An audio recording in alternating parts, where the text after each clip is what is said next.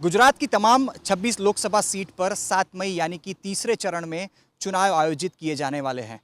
12 अप्रैल से लेकर 19 अप्रैल के बीच तमाम कैंडिडेट्स अपना नामांकन दाखिल करेंगे।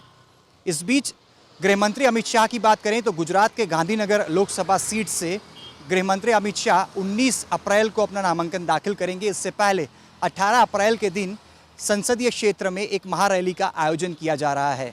लेकिन इस बार आयोजित होने वाले लोकसभा चुनाव को लेकर गुजरात में 3 मुद्दे महत्वपूर्ण साबित हो रहे हैं, जो कि लोगों के लिए चर्चा का विषय बन रहे हैं।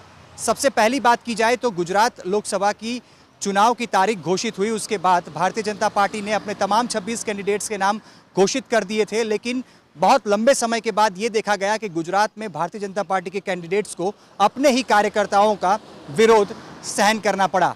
इसी बीच भारतीय जनता पार्टी ने बड़ौदा और साबरकांठा के अपने उम्मीदवारों को बदलना भी पड़ा। साथ ही में सबसे महत्वपूर्ण है कि कांग्रेस इस बार 24 लोकसभा सीट पर चुनाव लड़ रही है। 2 पे आम आदमी पार्टी के साथ कांग्रेस ने गठबंधन किया हुआ है।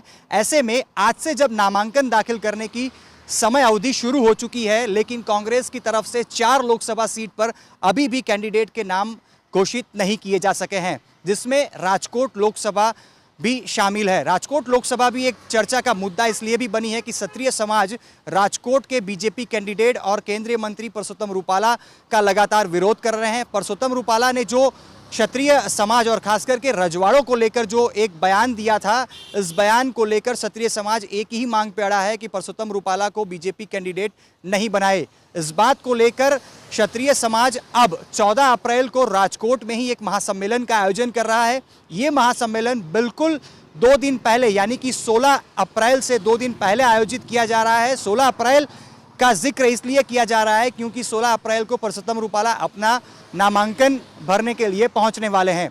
ऐसे में 14 अप्रैल पर सबकी नज़रें टिकी हुई हैं, क्योंकि कांग्रेस भी यही इंतजार में है कि अगर बड़ी संख्या में क्षत्रिय समाज बीजेपी का विरोध करती है और कहीं ना कहीं पाटीदार समाज का अगर समर्थन प्राप्त होता है तो राजकोट सीट से कांग्रेस पाटीदार उम्मीदवार परेश धानाणी को अपना उम्मीदवार बना सकती है।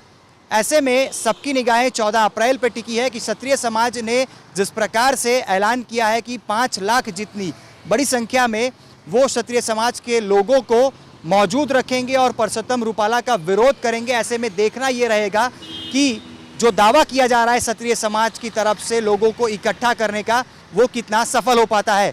इन सबके बीच कल की अगर बात करें तो राजकोट में परसोत्तम रुपाला की एक सभा के दौरान क्षत्रिय समाज की महिला अग्रणी पद्मिनी बा जाडेजा के समेत कई लोग जब परसोत्तम रुपाला का विरोध करने उनकी सभा तक पहुंचे थे तो पुलिस की तरफ से तमाम महिलाओं को हिरासत में लिया गया।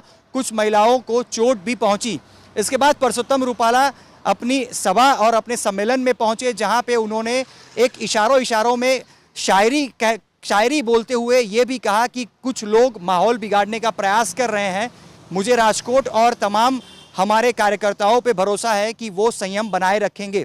ऐसे में परसोत्तम रुपाला को भी एक बात स्पष्ट तौर से दिखाई भी दे रही है, समझ भी आ रहा है कि क्षत्रिय समाज कहीं ना कहीं उनके खिलाफ आक्रोश व्यक्त कर रहा है। क्षत्रिय समाज की तरफ से जाम साहब ने भी अपना जो निवेदन है वो बदल के एक नया पत्र जारी किया है, जिसमें उन्होंने कहा है कि क्षत्रिय समाज के सामने आकर अगर परसोत्तम रुपाला माफ़ी मांगते हैं तो परसोत्तम रुपाला को अब समाज को माफ़ी भी दे देनी चाहिए। ऐसे में क्षत्रिय समाज के नेता पीटी जाडेजा का कहना है कि जाम साहब ने जिस प्रकार से अपना निवेदन बदला है, इससे अच्छा रहता कि जाम साहब कोई निवेदन ही ना देते, कोई निवेदन करने से बचते।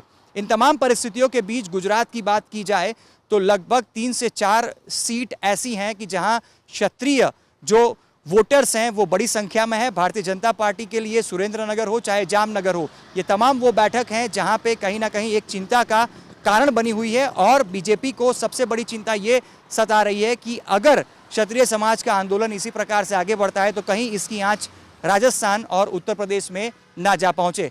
हालांकि इन तमाम खबरों के बीच बीजेपी कहीं ना कहीं आश्वस्त दिखाई दे रही है, जिसके चलते रुपाला अपना चुनाव प्रचार जारी रखे हुए हैं और 16 अप्रैल को नामांकन दाखिल करने के लिए तैयारी में जुटे हुए हैं। इस बीच 14 अप्रैल पर तमाम लोगों की नज़र है और 14 अप्रैल तक ये भी देखा जा रहा है कि शायद हो सकता है कांग्रेस अपना उम्मीदवार राजकोट में घोषित भी करे और बाकी की जो तमाम बैठकें हैं उसको लेकर भी जो कांग्रेस है अपने उम्मीदवारों के नामों का ऐलान कर सकती है।